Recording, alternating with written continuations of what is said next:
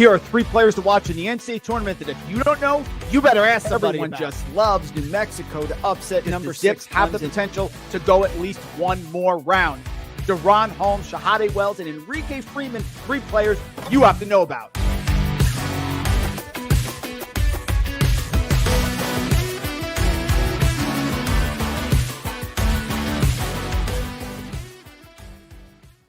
Welcome back, everyone. Mike Randle with you, the FTN Fantasy College Basketball Betting Show, where we take you around the entire hard court and give you the picks that we like for the day. Tuesday, Thursday, Saturdays, hit the like, subscribe button. And right now, FTN Fantasy is the place to be. If you like fantasy baseball, I am back into fantasy baseball myself, and this is the only side I would trust. Vlad Sedler and his crew preparing us, getting us ready, the move, Soto, all the stuff. Yesterday, Max Fried signed with the Yankees, all this great stuff.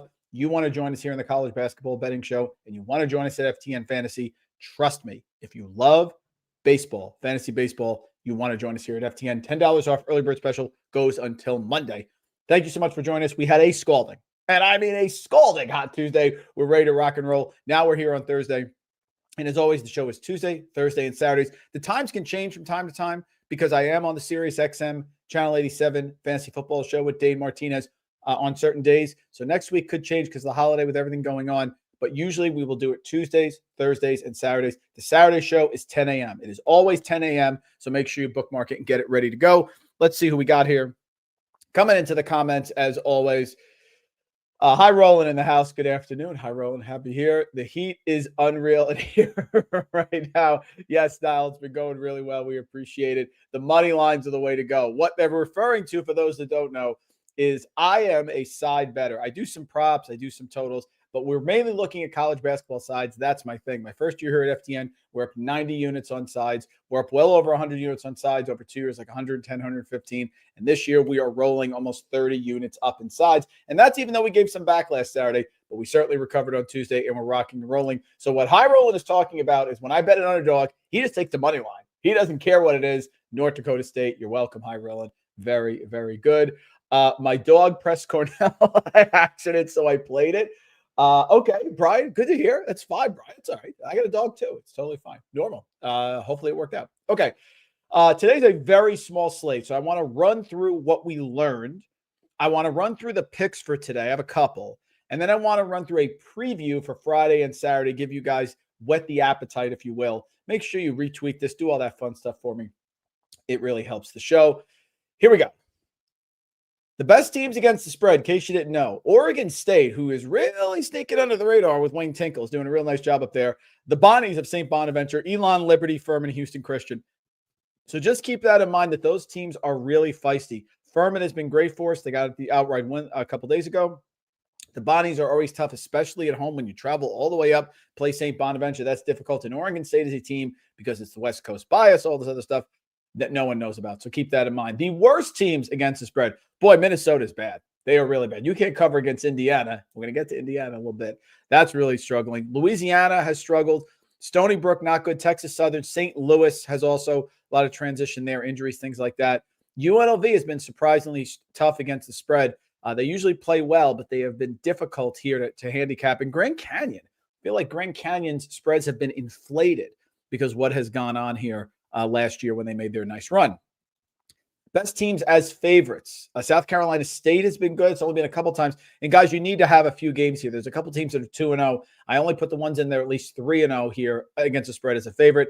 Oregon State, mentioned Furman, of course. Texas State, good. Alabama State. Queens has been tough, especially at home. And Mount St. Mary's, who is one of the under-the-radar teams that we have done really well on. And then we have best teams as an underdog. So if you've been an underdog, again, you have to win at least a couple games here. Central Michigan, Brown has been fantastic. How about that outright Brown win against Rhode Island? It was just a classic spot for Brown. It took us a couple overtimes, but we got there. Arizona State has been really feisty under Bobby Hurley, have a lot of talent. Texas Rio Grande Valley, excellent. Dayton has been great, especially in the Maui Invitational. UNC Wilmington and Elon. Now, I want to get to some overrated, underrated. I have told you at the beginning of this show that I believe that Houston and UConn are overrated. What I mean by that is not that they're going to have bad seasons. I got people on social media criticizing me because of Houston and UConn. Guys, they've struggled. Houston, we expect to be 26-2 or 27-3. They won the Big 12 last year. They're not at that level this year. Milos Uzan, who came over from Oklahoma, not the same type of player. LJ Cryer, not the same type of player as Jamal Shed. So I think there's a little regression. It doesn't mean they're not going to be good. It just means that there's going to be some regression and they are going to struggle against the spread. And that is proven correct. UConn. We'll learn a lot about UConn this weekend at MSG on Saturday night against Gonzaga because I think the Zags are a better team. Now, UConn's going to play hard, and Danny Hurley's a really good coach, and he's had 2 consecutive national titles. But because of all of that, that is baked into their line, and there is value there for UConn. They're not at their normal level. Liam McNeely, these are not the normal players. And I mentioned at the beginning of the year, it's proven true.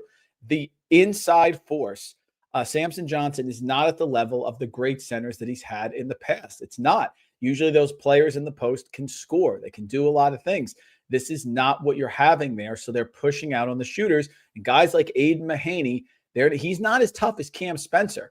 He can't really create his own shot. He's kind of a more passive player. So they are struggling there. And I think they're going to struggle against Graham Ike and the Zags. Purdue, of course, solid. Whenever you lose your big-time player, you lose to Zach Edey, you'll still be good for a while. But I think they're starting to regress a little bit. I don't expect them to be covering that much. They'll battle. They're going to have a good season. I'm not saying Purdue's not making the tournament. It's not what I'm saying. But I don't think they're winning the Big Ten, and I think their value against the spread. UNC, Hubert Davis. Best thing could have happened to Hubert Davis is Bill Belichick come there because it takes sort of the spotlight off the fact that he is disappointing in big games, and they are really, really struggling. They're winning a couple games, but you have RJ Davis. You have a human 26 to 28 point per game player, and they're still struggling, and he's not a great coach. I've been saying that for a while. And Indiana, heading to Nebraska this weekend. I think you know what we're going to do, but we'll get to that in a little bit. Underrated teams. I think St. John's winning the Big East. I said that. Oregon is really good. They are in the Week 6. This week was the Week 6 AP Top 12 poll, the famous one, where you had the national title winner for that year has been in this top 12 of this poll, Week 6, the AP Week 6 Top 12 for the last 20 years. And Oregon is number 12. That's worth noting. Pittsburgh is great. I missed on Pittsburgh in the preseason. They are really good and flammable. They can score. They put 50 points up in the second half the other night. They are really good. Stanford, also really good. Kyle Smith, remember Kyle Smith went to Columbia, did a real nice job at Columbia. Then he went to Washington State. Now he's at Stanford. He's a very good coach, and they are good, Stanford. They're battling. They won a Cal, good opening there. They are a problem in the ACC. And Ole Miss, now they got Matthew Morrell back. Chris Beard going to do a nice job with Ole Miss. Teams I'm not sure about. Florida. Look, Florida looks good, and I like Florida. But all that stuff going on with Todd Golden and the coach and getting sued, or the newspaper said something, that just went away. Like, you lose your coach mid-season or he gets suspended or something, that's a problem. So I like Florida. They look good, but there's all that stuff hanging around with Golden, which worries me. Michigan, I thought I was wrong about Michigan. And Danny Wolf is an NBA player, but I have problems with their backcourt. And the fact that they gave up such a big lead to Arkansas, and, you know, it's not like Cal does some magic schematic thing on the board here. So the fact that they gave that game up at Madison Square Garden on Tuesday against Arkansas and Cal, little concerning. Could they be a team that struggles when you can be physical with their bigs? When you have long, athletic bigs that can guard Wolf off the dribble and limit Vlad Golden inside, are they going to struggle? I don't know if I believe in their guards yet, but they certainly have looked good. Wisconsin's very up and down. It's possible the Classic is going to strike 12 on the great John Tonje offensive explosion. So they're good. They're up. They're down. They're not playing as well defensively. So I don't know if Wisconsin's going to keep outscoring teams. Concerned about them. And I do like Nebraska, but that was a bad performance the other night. When they ended up playing, I think it was Ohio State, and they just got destroyed. That was a bad performance. So these are teams that I like. If you notice, by the way, 3 Big Ten teams, questions, are going to be there. Here are some picks for tonight. Just a couple. Don't go crazy on some of these, but we'll see how we do.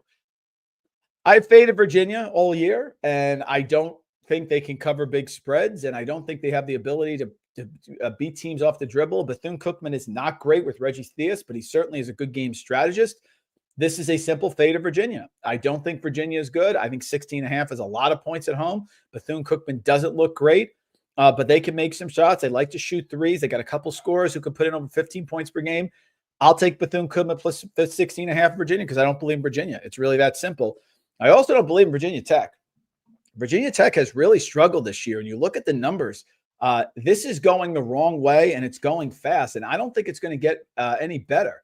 Take a look at what Virginia Tech has done this year. They have really, it's just been a brutal situation. They're 3-6, guys. They started against Delaware State, USC Upstate, and Winthrop. Then they lost on a neutral to Penn State by 20. They lost at home to Jacksonville by 10. They lost on a neutral to Michigan by double digits. They lost to South Carolina on a neutral by double digits. They lost at home to Vandy by 16. Then they lost to Pittsburgh, who they played tough, but lost by 6. I am going to take North Carolina A&T here. Virginia Tech, terrible with turnovers. It's been awful. They're terrible at defending the twos. They're not making their free throws. And North Carolina A&T has had a rough run. Teams are making 81% of their free throws against them. 81%. What that means is they just had some normal regression. They probably would have picked up a game or two, like the away game at Buffalo. They lost by 1, or potentially the Hampton game away where they ended up getting pulling away late.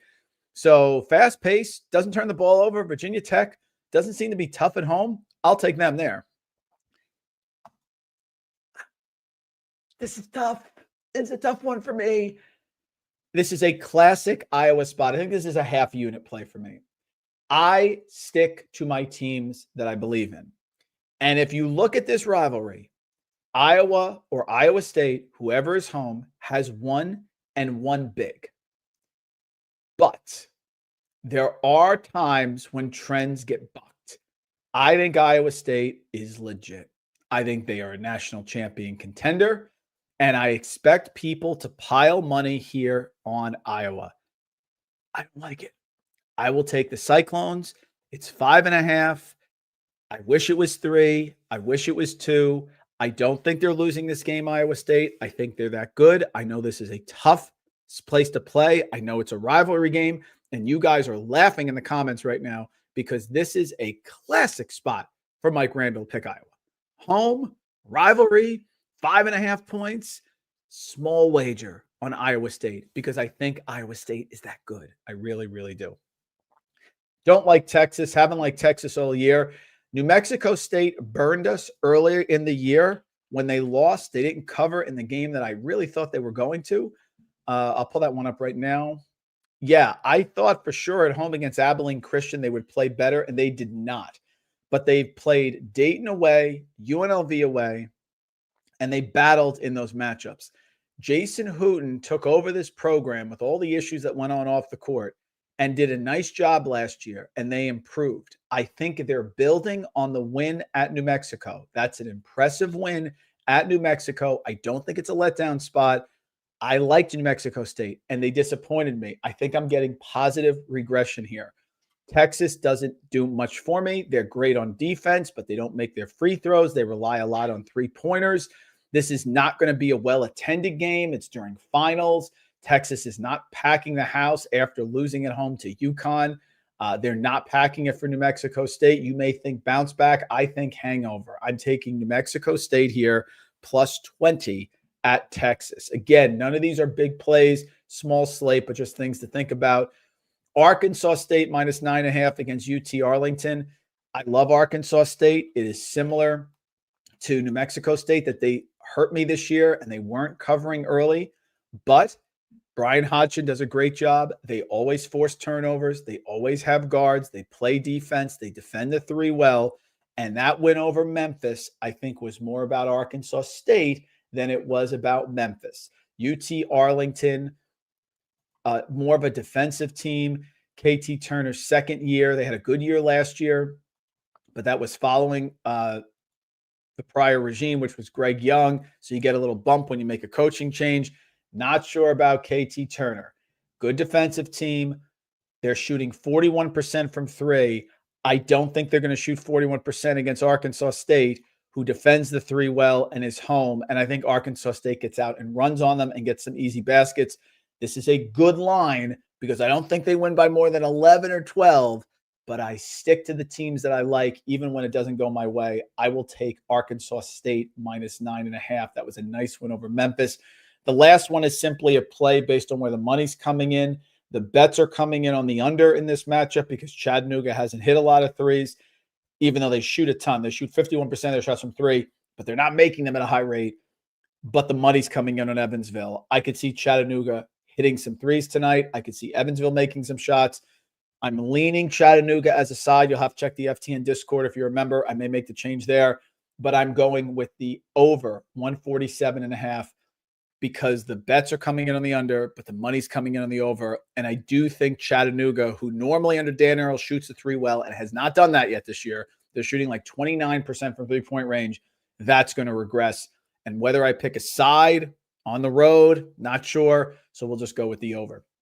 Those are my picks for today. Let's get to the comments. And then I have a preview of upcoming games, guys. Preview of upcoming games. Hugh, great to have you here, buddy. Glad you caught this one live. Small slate today. Sorry. We're going to be back on Saturday. We'll have a regular slate. No Maryland as an underrated team. Ben, I like Maryland.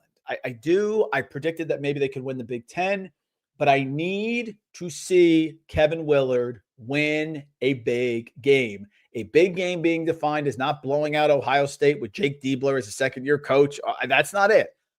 They should have won the Purdue game. I need it. I like Maryland, but I want the road win at Michigan. I want the road win at Purdue, which they didn't get. I want that game. And until I see it, I believe Kevin Willard, his coaching resume has been bolstered by that magic run for Seton Hall, the Big East tournament title back in, was it 2016, whatever it was? I don't buy him. I don't buy him there. So that's my concern. Miggy Smalls, great to see you, man. In the house. Martinis. The Cyclones. Tyrell. Got it. Thank you. Yeah, I thought about this one, Hugh. I'm glad you brought this up.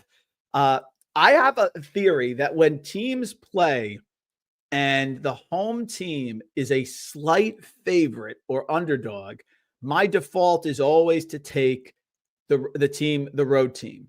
Because when you're a slight home favorite, most people are going to think, oh, well, the home team's only got to win by one. It's fine. I like the Citadel. They're not making shots as much as they normally do, especially from three. My lean was Campbell, but I didn't have a strong enough for a play here. That was my thoughts on Campbell Citadel. I stayed away from that one. New Mexico State 19. Yeah, I already said that. Yep, Launch May just tuned in. I got New Mexico State plus 20 tonight against Texas. Yeah, I agree. I think it's overrating a team. You're gonna take Texas minus 19.5. Sorry, you're gonna take Texas. You're taking New Mexico. Sorry, taking New Mexico. Exactly. I'm with New Mexico State tonight. That's what I'm going with. Lawrence says Texas makes one too many mistakes. They seldom cover. I agree.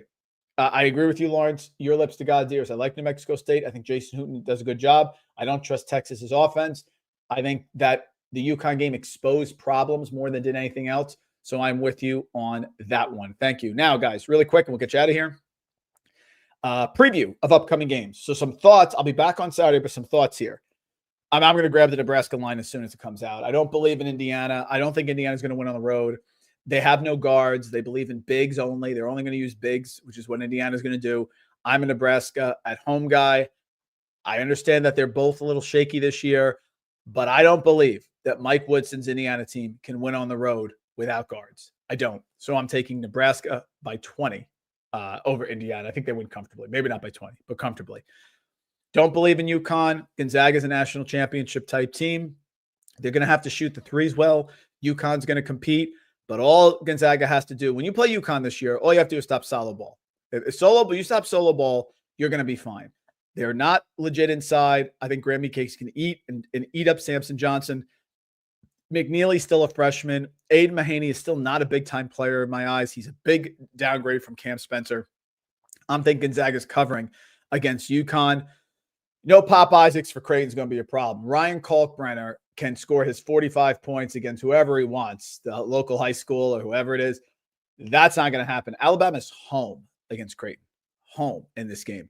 This one could get ugly quick. The athletic bigs getting up and down the floor. So I'll wait for this line, but I like Alabama against Creighton. And the Loyola Chicago one, another team I continue to get wrong was Loyola Chicago. But what I didn't realize, because I wasn't watching the game, I saw it afterwards. We did pick Loyola Chicago to cover against South Florida. Of course, South Florida, with all the problems, the coach passing away tragically, and they just seem to be in disarray. But South Florida only lost by 2 in that game. And I'm like, how did they keep it close? Well, the reason they kept it close is because Jaden Dawson, who's the second leading scorer for Loyola Chicago, hurt his ankle and left the game after 1 minute. 1 minute into the game, he was out of the game. That's a big loss. So as much as I don't like Drew Valentine as a coach, but Loyola Chicago has continued to beat me time and time again. I think they're coming back to the pack. This is a game at Milwaukee. It's going to be a 5-serve forum, and it's going to be against San Francisco, who's got a good explosive offense. They've been up and down a little bit, but they can score. So whatever this line is, it's going to be San Francisco by 1 or maybe Loyola Chicago by 1 or a pick. I'm going to grab San Francisco right away. Got a couple more comments, and then we will leave. That is pretty much it. Yeah, Hugh, I do fantasy football. I got all my articles on the site. I do my rankings. I'm going to update my rankings as soon as we get off. And I'm on the FTN Fantasy Football Show, Sirius XM, Charlie 7, 1 to 3, Tuesday, Wednesday, Saturday.